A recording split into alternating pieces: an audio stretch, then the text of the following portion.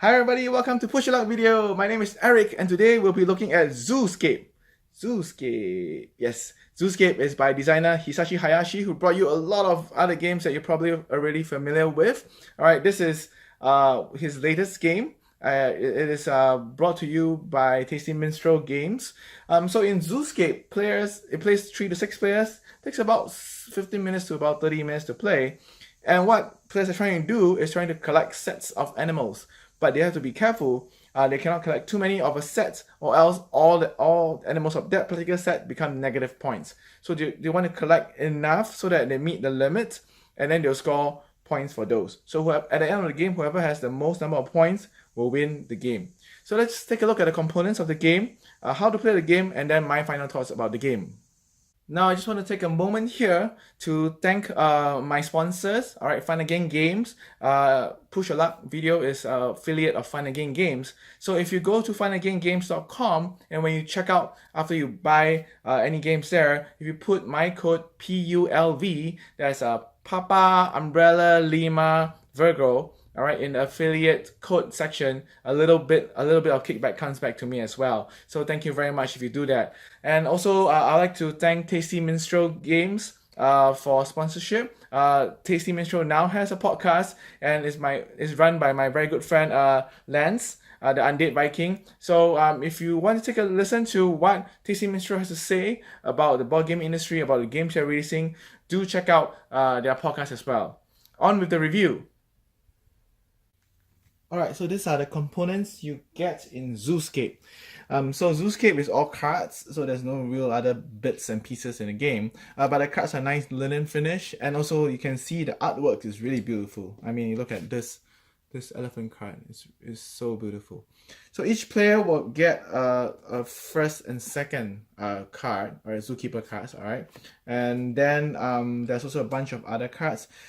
These are the main animal cards that you'll be playing with and trying to collect. And you can see that each card will tell you the points. So this is the points you will get if you only have one elephant. So this is the limit. It's a bit hard to see, but you can see there's a little card here. This means that you can only have one elephant in your entire zoo. Alright, so if you do have only one elephant, then it scores you 8 points. But otherwise, if you have more than one elephant, then each of them will now become negative 1 point. So for birds, it's kind of special. There's no limit to the number of birds you can have. So these are like 3 points each. And for lemurs, alright, it's 3 points each, and you can only have a maximum of 3. So in this case, if you compare the lemurs to the birds are better in this case. There are also special cards like the chameleon. Alright, the chameleon means that once you get this card, you immediately becomes the animal in your zoo that has the most number of it. Alright, if there's a tie, then you get to choose. There are also other special cards like wild animals, because this can be one of the wild cards. You can choose which one you want. Hunter will give you negative 4 points at the end of the game. And also the vet makes you lose 2 of animals in your zoo. Alright, and it's kind of strange that it's a vet that makes you lose 2, because I would assume that it maybe makes 2 animals healthier, but I guess you can use it to discard extra cards so that you will not have negative points. Okay, so this is all, and also you have fishes, which are like consolation prizes. So during the game, if you do not get, during each round, if you do not get any animal cards, you get one of the fishes. But the fish also have limits as well. There's 3 cards, 3 fishes at most. So how do you play the game? During the game, whoever is the manager, the zoo manager, will get this card in front of them. Alright, they'll then get this first and second, and they'll choose how to split this row of cards. So the number of cards here is dependent on the number of players that you have. So this is for a 3-player setup. So you take this and choose. So let's say if I put it here. Alright, so I put it here, and then I also need to take this clipboard card and decide where I'm put it. So maybe I put it here. Alright, then now once I've done that, you can see that now this becomes the first group, this becomes second group, including the clipboard card. Alright, then players will take these 2 cards in your hand, secretly choose one and place it face down. And then all players will review and see and then resolve what happens. So how do you resolve this? If only one player has chosen one group, right, that player will take that group and take all that cards into his or her zoo, and then they will display it out immediately. So let's say only one player got group 1, you'll take the 2 wolves, you put the 2 wolves together, take lion and take lemur. So right now at this point in time, that I can see. All right, so right now this player would have 2 plus 2, 4 points, plus 6, 10, and 13 points. This will also mean that this player can at most take in 1 more lion, because lion is 2, taking 1 more wolf, because wolf is a 3, and taking 2 more lemurs. If they take in more than that, so let's say if the player takes in another 2 more wolves, then all the 4 wolves will become negative 1 point each. So the player doesn't want to do that. Now what happens to all the other players who are left? All right, let's say all the other players choose group 2. Then this is passed to the next player on the left, and then that player will then take this and decide where to put it in this series. So further splitting it, and then players will do the same thing again, will choose which group they want to try to get or try to not get, and then we'll do the same thing until you cannot split anymore. So which means, let's say if there's only 1 card left, you cannot split anymore, because you must always have 1 card, at least 1 card on each of the sides. All right, and then that round will end.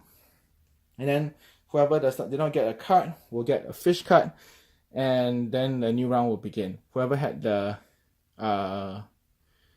manager card will usually move on to the next player. Now the interesting thing about the clipboard is that if there were groups like this and nobody selected one of the groups, let's say all selected group 2, then you take this group, let's say this was like that, all right, and then nobody selected group 1. In this case, you take all these cards and put it under the clipboard, like so, and then you continue to split again. So, which means that if someone chose the group with a clip that has a clipboard, that player will take all the cards that is there, all right, including all the cards underneath the clipboard, and then we'll split them out. Right, so the clipboard is kind of an interesting mechanism, because it means that you could inadvertently get cards you do not want, or you could in one fell swoop get a lot of cards that you really wanted and give you a lot of points. So the clipboard is kind of tricky to manage, but a very interesting add-on to this I split you choose mechanism. So yeah, so this is the gist of how the game plays. I like the artwork. The artwork looks beautiful. It's very interesting. It's very pretty, but it could make it a bit clearer, so you can see that. I mean, if the especially the number of limits to the card to this particular animal is bigger, and it will be much more clearer that you don't need to smudge it with color. Actually, you just need to leave the animals with color. That will be interesting enough. The clipboard mechanism is a very interesting add-on to it. Makes it a bit more trickier. It's not so simple, just split and stuff like that. So this adds an additional element to it. The fish constellation is somewhat odd in a way, because it's 5 points, right? But you can only get a maximum of 3. So which means that you do not want to always lose out on not getting anything at all. So that's kind of interesting, I guess. But I would have said that maybe it's to make it even more constellation. Maybe it's like 2-pointer or something like that. So you really want to. So it focuses you on trying to make sure you get at least a group out and not resort to just getting a consolation prize. So yeah, we played a few games of this, and the point scoring is pretty close most of the time, and it was and still everybody had fun trying it, and it definitely is a game where you would not think that you will win until the very end, because then you need to count the points and see what happens, because there's a lot of cards. There will be a lot of cards on the board. So let's go to my final thoughts about the game. So what I think about the game Zooscape.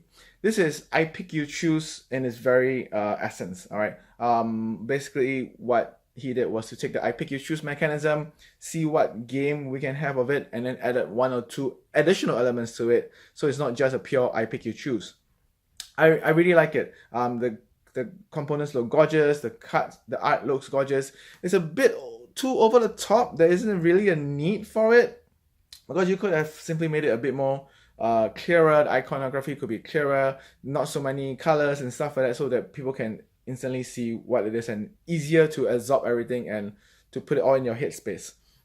But other than that, the game is quite fun. There's a lot of thinking.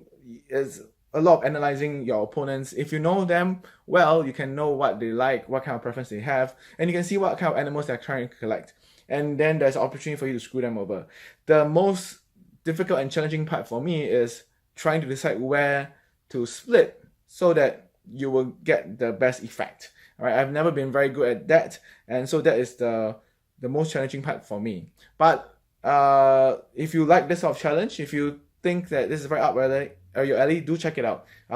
For me, it is recommended. All right, so do check out Zooscape if you like those I split you choose kind of mechanism. And thank you so much for Tasty Minstrel for this review copy.